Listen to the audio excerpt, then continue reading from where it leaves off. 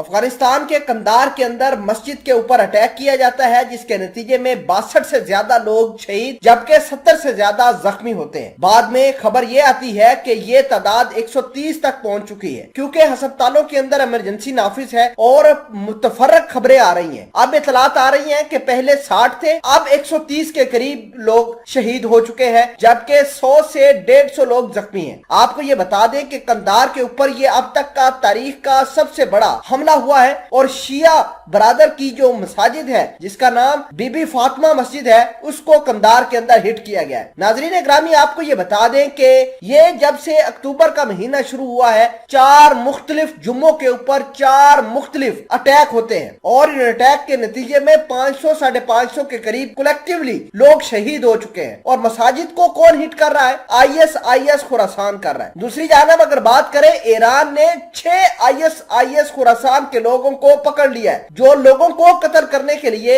افغانستان سے ایران جا رہے تھے۔ بہرحال آپ کو یہ بتا دیں کہ جو مسجد بی بی فاطمہ کے اوپر آج مسجد بی بی فاطمہ کے اندر 4 اٹیک ہوتے ہیں، 2 بالکل گیٹ کے پاس اور 2 جو اٹیک ہوتے ہیں وہ مسجد کے بالکل اندر اٹیک ہوتے ہیں۔ ناظرین گرامی اس نے پورے افغانستان کو دہلا کے رکھ دیا ہے۔ قندار وہ علاقہ ہے جہاں پر سمجھا یہ جاتا ہے کہ طالبانوں کا گڑھ ہے۔ اگر طالبان اپنے گڑھ کو ہی سیکیور نہیں بنا سکتے تو پھر وہ عام لوگوں کا جو ٹرسٹ ہے کیسے ون کر پائیں گے، کیسے ان کو اپنا جو طاقت ہے، اپنے جو رول اور رٹ ہے وہ کیسے دنیا کو دکھا سکیں گے۔ معاملات کیا ہیں اور معاملات کی سور جا رہے ہیں، تمام تر چیزیں آج کی اس ویڈیو میں ڈیٹیل کے ساتھ ڈسکس کریں گے۔ چھوٹی سی گزارش ہے کہ آپ ہمارا یوٹیوب چینل حسنات ٹی وی کو سبسکرائب کر کے پاس موجود گھنٹی کے نشان کو دبا لیں تاکہ لیٹسٹ نیوز آپ تک بر وقت پہنچتی رہے۔ سامعین قدر بات یہ ہے کہ افغانستان کے حالات بہت برے ہو چکے ہیں۔ ابھی رشیا، پاکستان، ایران، ترکی، قطر جیسے ملک پہلے یہ بات کرتے تھے کہ ہم طالبانوں کو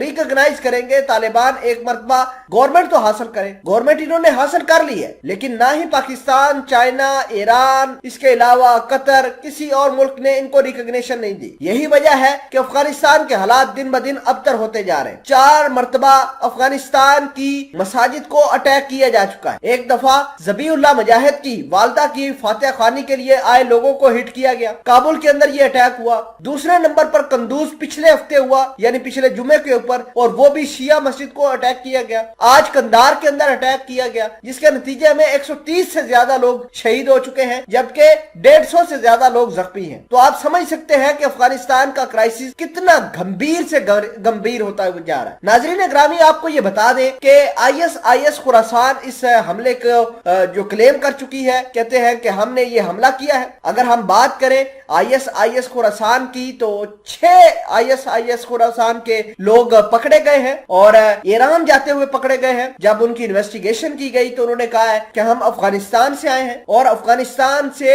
ایران کے اندر جا کے ہم نے کارروائیاں کرنی تھی، ہم نے مختلف لوگوں کو ہٹ کرنا تھا اور جو نام بتائے جا رہے ہیں وہ ایران کے ہائی پروفائل لوگ تھے۔ اس کا مطلب یہ ہے کہ جو دہشت گردی ہے، جو آئی ایس خراسان ہے، یہ نہ صرف افغانستان کو بلکہ آس پڑوس کے جو ممالک ہیں ان کو بھی برباد کر دیں گے، ان کا امن تباہ کر دیں گے۔ تو لہٰذا ہمیں طالبانوں کو سپورٹ کرنا ہوگا، پاکستان کو ہی نہیں پوری دنیا کو سامنے نکل کر آنا چاہیے کہ عام لوگ جو مارے جا رہے ہیں افغانستان کے اندر ان کو کیور کرنا اب پوری دنیا کی ذمہ داری ہے۔